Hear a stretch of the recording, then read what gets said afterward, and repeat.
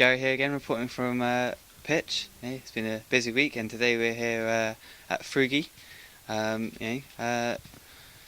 with Kurt. Kurt, would you like to tell us a bit about Frugi?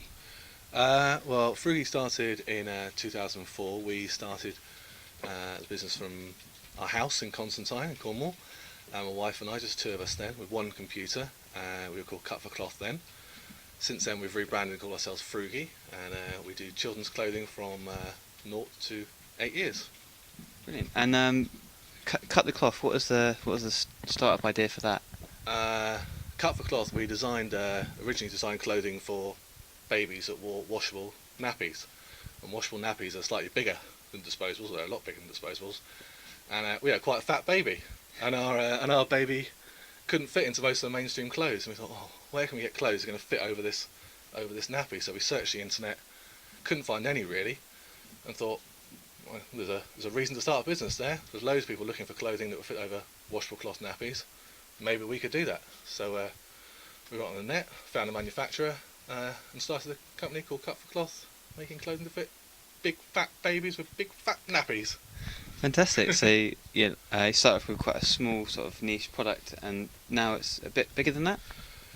Yeah, it's grown really amazingly actually. It's just my wife and I in our spare bedroom in our house really, and we cashed in our savings, we remortgaged the house, and we got ourselves going. We gave ourselves a year. We thought, well, if it doesn't work in a year, yes, we've lost some money, but we've given it a go, and that's the main thing. You know, if you want to start a business, you actually have to start a business. Yeah. So it was just two of us. Then we got our first employee about a year down the line, who was part-time. We moved out of our spare bedroom and a garage where we were storing the clothes into a converted grain barn on an organic farm. And from there we had half the barn, then we had all the barn, then we had downstairs of the barn, and we grew out of that. And last year, 2010, we moved to a lovely custom unit in Helston. And now we employ 23 people at the moment, and one guy who we employ full-time in India, going around to our manufacturers, making sure delivery times are adhered to, making sure they all adhere to the organic and ethical principles that we hold really dear. Brilliant. And when you first started up, obviously a lot smaller, what were some of the biggest hurdles you experienced? Money is always a problem. Everyone's going to say money. We had a bit of savings put by, so we remortgaged our house. We got every single penny we could possibly get together, which is good for when you're dealing with banks. They like to see that you've made a commitment as well as them. It's all very well sort of going to the bank and saying, I've got this great idea to start a business, can you lend me however much? And they say, yeah, I like your idea, what are you putting in? Oh, I'm not going to put in anything. Well, I'd like a loan. They like to see that you're making a commitment as well. So money is always a hurdle. We had no experience in clothing manufacturing or running a business. It was all completely new to us, but we thought, well, we've got this idea, we will learn. So we designed our own first collections, pencil on a piece of paper, and all very naive and amateurish, you might say, at that stage.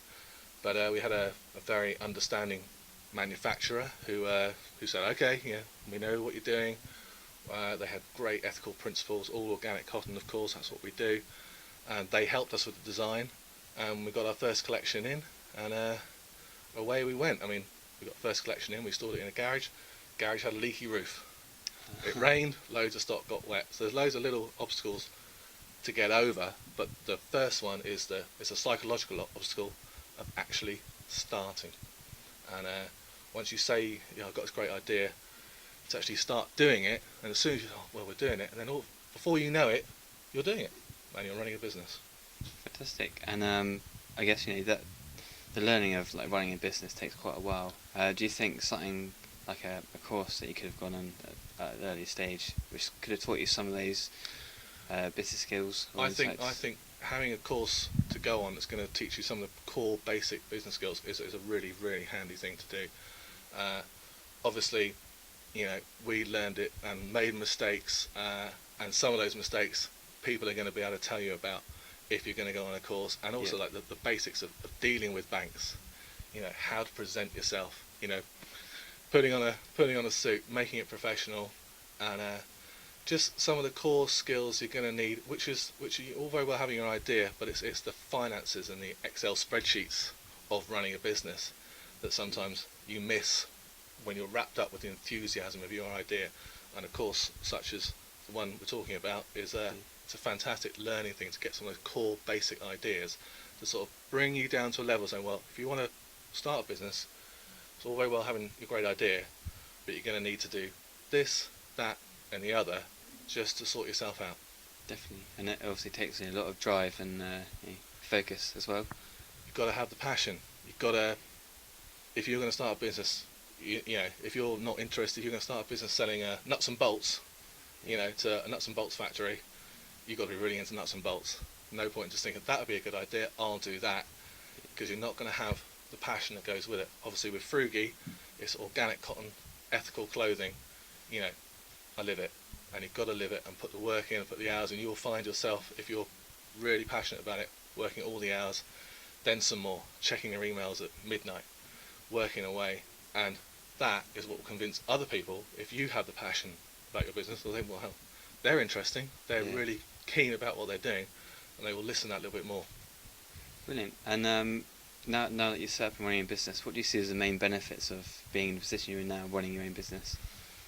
One of the main benefits, well, I can be myself at work.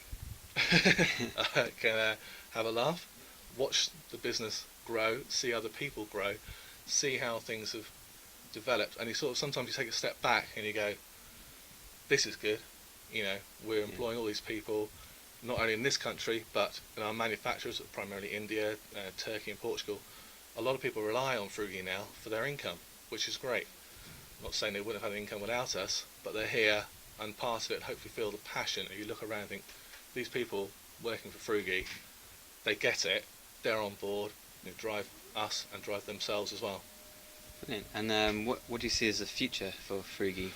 Oh, the future for Frugi. Hopefully a great future for Frugi, really. So we've expanded from our house to just my wife and I when we started the business to 23, 24 of us now. We've got Frugi baby, Frugi kids, Frugi mother. Hopefully we'll have a Frugi man, Frugi woman, Frugi planet, Frugi world. Our ambitions are to get the organic and ethical aspects of business into the mainstream and make it a norm, so that people don't see having those values as being a sideline to running a business. Actually, if they're core to your business and core to your passion, they will be their USP.